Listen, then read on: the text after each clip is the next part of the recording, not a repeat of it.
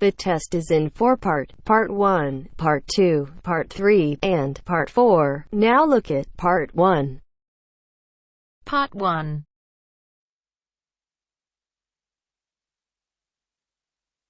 You will hear two students talking about libraries. First, you have some time to look at questions 1 to 5.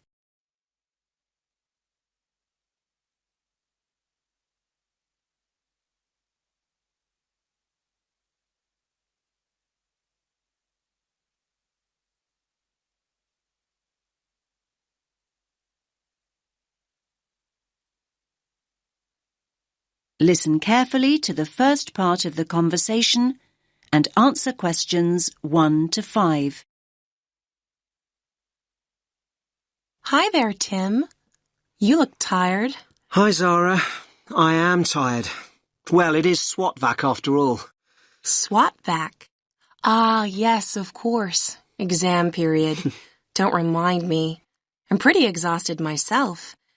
I'm finding it very difficult to study. It's so noisy where I live. I can't concentrate with all that traffic outside. I definitely need to find a quieter place to study. Me too. Actually, I've just downloaded some information about the best libraries in the city. Take a look at this. It's the Bailey Library. The Bailey Library? Isn't that the really old library on Parkville campus? Yeah, that's the one. It's the oldest in the city. And it says here that it's really popular with students. Popular with students? That means it's noisy and crowded. Okay. I see what you mean. But we could try to get there early to make sure we get good seats and a large desk to work at. It's open from 8:30 in the morning until 10 o'clock in the evening, Mondays to Fridays. 10. That's very early. I study much better after midnight. Just look at the size of my folder here. I've got so much to get through. Basically, I need to be in the library 24/7 to get all my revision done. Now, if the Bailey is that popular, it must be open at weekends. Yes, of course it is. It opens at 11 o'clock, in fact, and it closes at 5 p.m. Great. Not exactly what I call ideal for late-night study. Count me out. Okay. Here's another one. The Brown Library. Yeah. I think I've gone past it a couple of times. It's close to Stratton Street, right? Yes, Stratton Street and Royal Parade. Royal Parade? Well, that's convenient for me. My apartment's just a few minutes' walk from there. When's it open? Well, it says here it opens at 7 in the morning, and you'll be pleased to hear that it closes well after midnight, 2 a.m. in fact. And we can go there any day of the week. That sounds ideal. Oh, wait a minute. We can't use it. It's only open to biomedical students.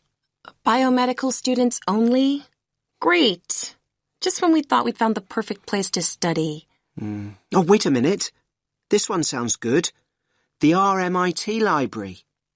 The RMIT Library? I've never heard of it. Where is it? It's on Swan Street, near the Central Bus Station. Swan Street. Ah, yes, I know where that is. It's a really long street, though. Do you have a number? Yes, number 360 Swan Street. The full address is Level 5, Building 8, 360 Swan Street. Okay. I think we'd need to get the bus there, but that's not a problem. So when's it open? It's open from 10 till midnight on weekdays. And what about weekends? 10 in the morning, but it closes at 6 o'clock on Saturdays and Sundays. But listen, it says here it has excellent computer and internet facilities. I like the sound of that. Me too. In fact, I like the sound of it so much, I think I'll take advantage of their excellent computer facilities right here and now. And how exactly are you going to do that? Your laptop isn't working. I know. So can I borrow yours? Now you have some time to look at questions 6 to 10.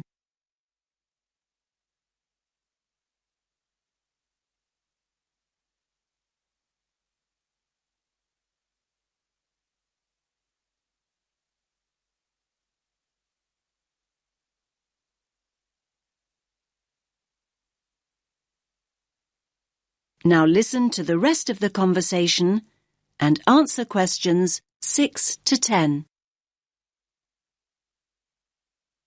OK, here's the RMIT Library website. So we want the bookings page. OK, first of all, you need to log on to Book It. Book it? Yeah, that's it, Book It. Okay. Now it's asking me for my student ID and my password. OK, so just type in your student number. I think I can just about remember it. And now your password. Okay. So next, you need to choose the resource type you want to book. That's easy. A PC. So now what you need to do is click on Location. Location. Okay. Now it's giving me a floor plan. It looks like I've got a choice of 18 computers. Great. So click on one of the PCs. I'm choosing this one. It's right next to the window. PC number 4 to be exact. So what do I do now? So now you have to choose the date of booking. So when do you want to book it for? Let's go for tomorrow. That's Friday, June 6th. And just click. I just have. So why isn't it working? You've got to go into View Options. Ah, it's working now. Friday, June 6th. OK, so now you need to choose a time. Let's go for late afternoon. 5 p.m. Right, let's do it. Great. It says booking completed and there's my name on the booking schedule. Result.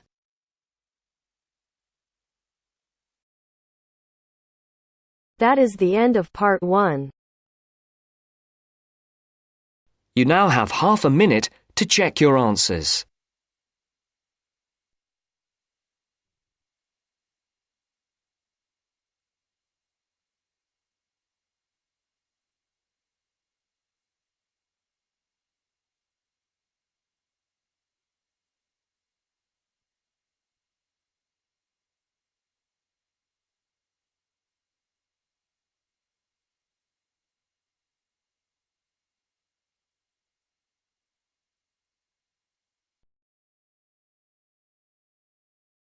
Now turns to part 2.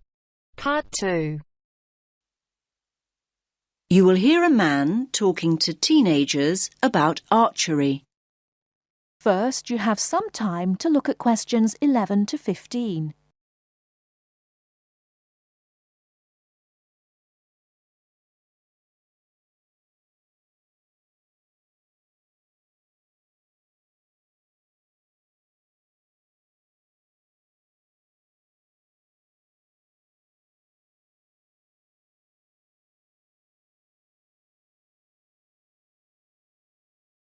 Now, listen carefully and answer questions 11 to 15.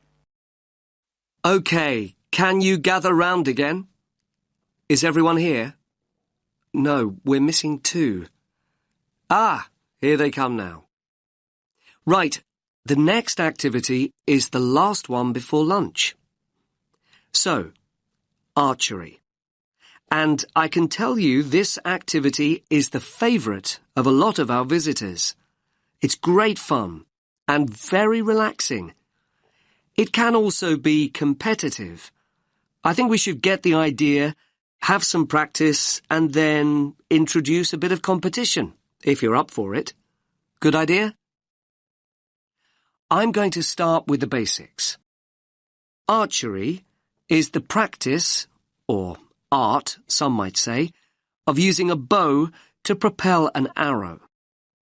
Archery was initially used for hunting and combat, an important aspect of warfare in the distant past. Today, archery is largely a recreational activity and sport. The very first bows and arrows, and we're going back thousands of years, were very simple. The bow was straight, but bent into a curve when the string was pulled back. The further back the string was drawn, the greater the tension, and the faster and further the arrow flew. Later, bows were designed to be curved. This meant there was an existing inbuilt tension, and the archer, that's you in a few minutes, exerted less energy drawing back the string. When curved bows were not in use, they were unstrung. That means the string was taken off, so that the bow was not left in a state of tension. I think it's interesting that almost every culture had bows and arrows at some point during their development. Of course, we've all seen Native Americans with bows and arrows in the movies, but the very oldest bows originate from Scandinavia and Northern Europe. The use of bows and arrows died out with the invention of firearms, though I must point out that the earliest gunners were far less efficient than an expert archer. Archery as a recreational activity started to become popular not long after that. Anyway, that's enough history. Do go online, though, if you want to know more. Right, the practical side. First of all, safety. Now, you might have played with bows and arrows when you were kids, but these bows and arrows aren't toys. They're not dangerous if used properly and safely, but they certainly can be dangerous if used carelessly. So everyone, please stand here on this side of the line until I say otherwise. Nobody walks towards the targets until I say it's safe to do so. When I say so, everyone puts down their bow, and then we can all go into the target area. Each of you will fire one at a time. I don't want to see anyone load their bow when it's not their turn. When you've fired, you put your bow down and wait until it's your turn again. Is that clear? Now you have some time to look at questions 16 to 20.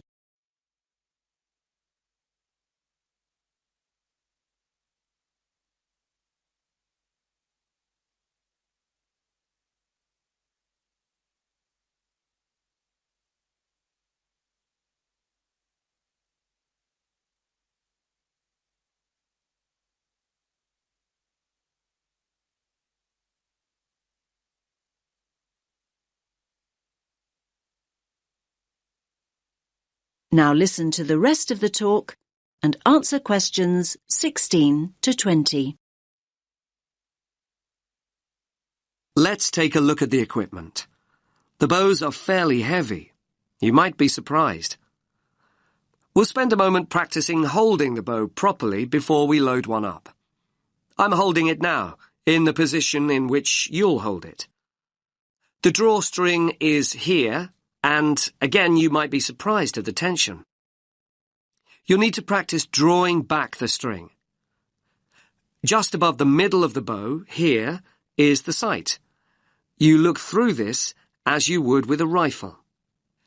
Using a bow and arrow without a sight is perfectly possible. Most master archers do this, but having one will certainly help you to start off with. Now I'll put the bow down and show you an arrow. The shafts of our arrows are wooden, but fiberglass arrow shafts are now common too. Traditionally, as I'm sure you'll know, the fletching at the top of the arrow, not the tip end of the arrow, was made of feathers. We have some arrows with feather fletching, but we also have some with what we call vanes. That means the fletching is made of solid plastic. All of you have a quiver with 6 arrows in it. You should tie the strap of the quiver around your waist, like this. As I've said, you take an arrow from your quiver when I say so, when it's your turn and not before. Oh, I nearly forgot. Protection. Everyone has a chest guard and hand guard, like those that I'm wearing. I'll show you how to put the chest guard on in a moment. And a bracer. The bracer's a smaller arm pad that protects the inside of your arm from the string.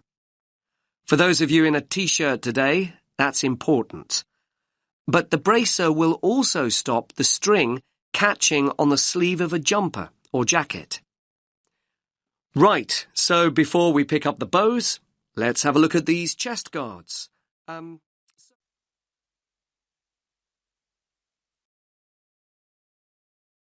That is the end of part 2. You now have half a minute to check your answers.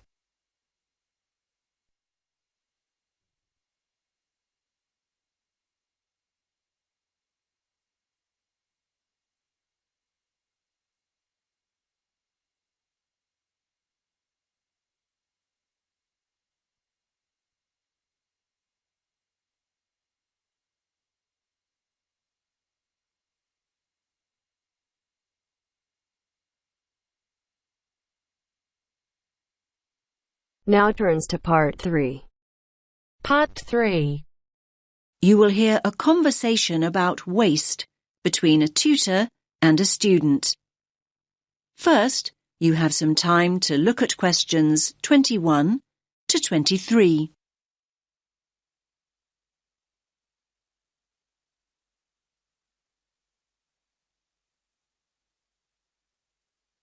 Listen carefully to the first part of the conversation and answer questions 21 to 23.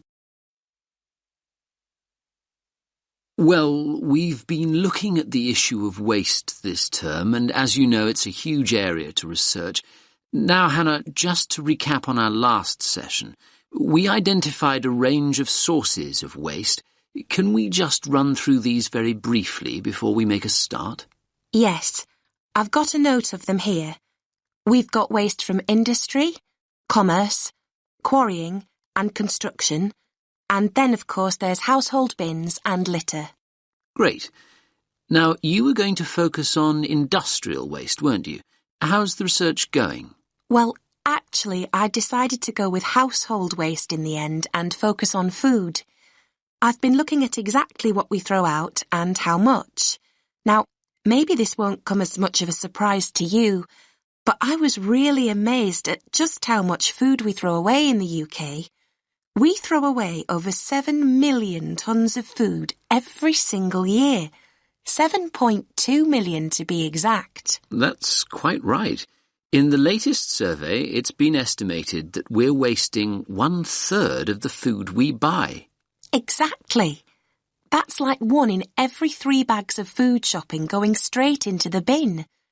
I think the worst thing about it is that more than half of this is food we could actually have eaten. So to give you some examples, things like unopened pots of yoghurt, whole chickens. Yes, people actually throw out whole chickens. Now you have some time to look at questions 24 to 30.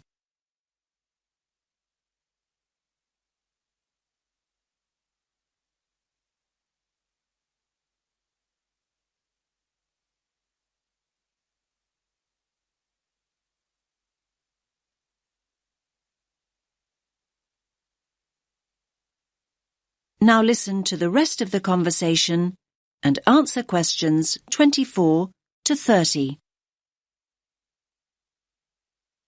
Now, have you got any figures to support this? It's important to include these in your final assignment. Yes, I've got a note of them somewhere. Yes, here they are. Let's start with yoghurts.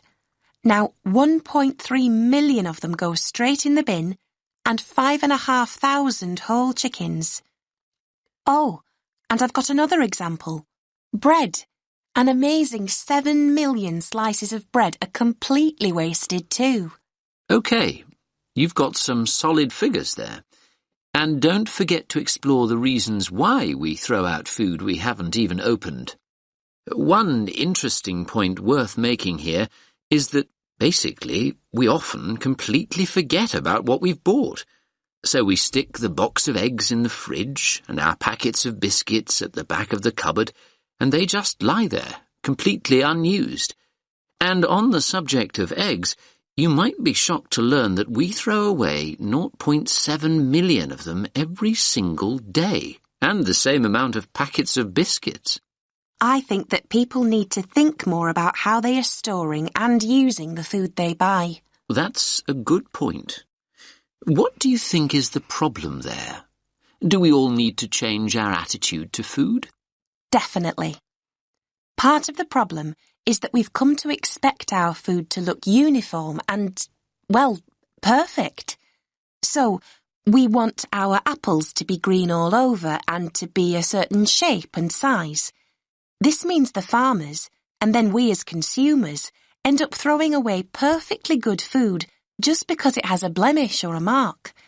What's wrong with a green apple that has some red colour on it too? What's wrong with a tomato that has a slightly strange shape? But that kind of attitude may explain why there is so much waste. In fact, these are exactly the foods we waste most of. We throw out far more of those than we do bakery items like cakes and biscuits. And just to give you some idea of quantities, we're throwing out 5.1 million whole potatoes, 4.4 million whole apples, and 2.8 million whole tomatoes on a daily basis. And then there are the sell-by and use-by dates. They encourage us to throw away food long before it goes off. Thanks, Hannah. You've highlighted an interesting point, that waste is very much a social issue. OK, let's leave it there.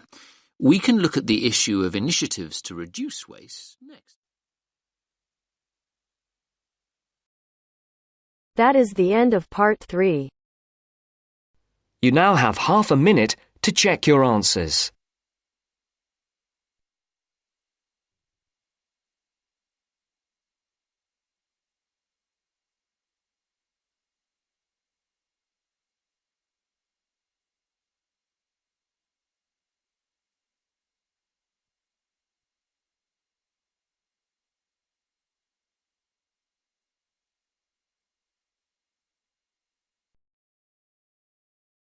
Now turns to part 4. Part 4.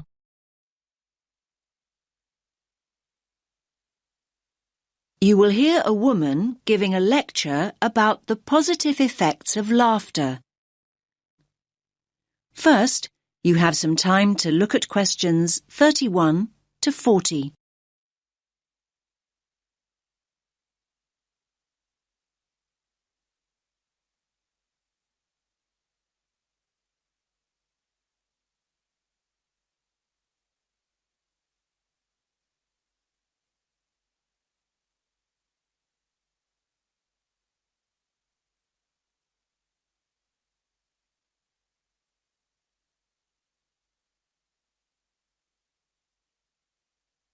Listen carefully to the lecture and answer questions 31 to 40.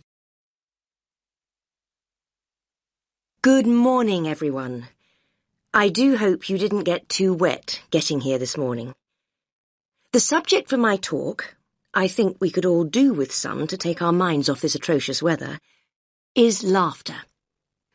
The laughter I want to look at is specifically related to psychological therapy and the treatment of physiological disorders, something we've been looking at over the last week or so. Now, when we start talking about psychological therapy, laughter isn't something that immediately springs to mind. Therapy is a serious business, and it's generally approached with an appropriate degree of seriousness. After all, people seek treatment and enter therapy for serious reasons. They're often at critical junctures in their lives, and they need professional help. The question is, how is it that laughter can be such a vital part of the therapy process?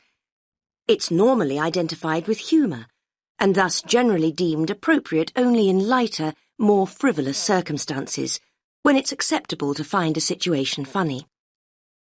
Perhaps this is why so many people in the medical world feel that laughter's frequently misunderstood and undervalued as a cathartic, healing process.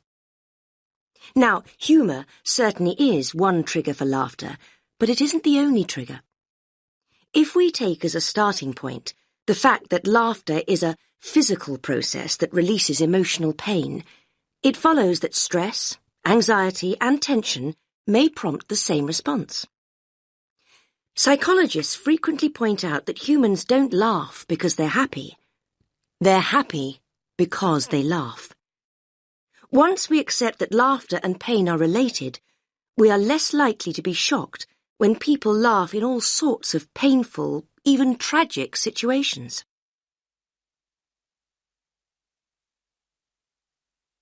Cathartic psychotherapy utilizes laughter as an essential medium for healing emotional pain.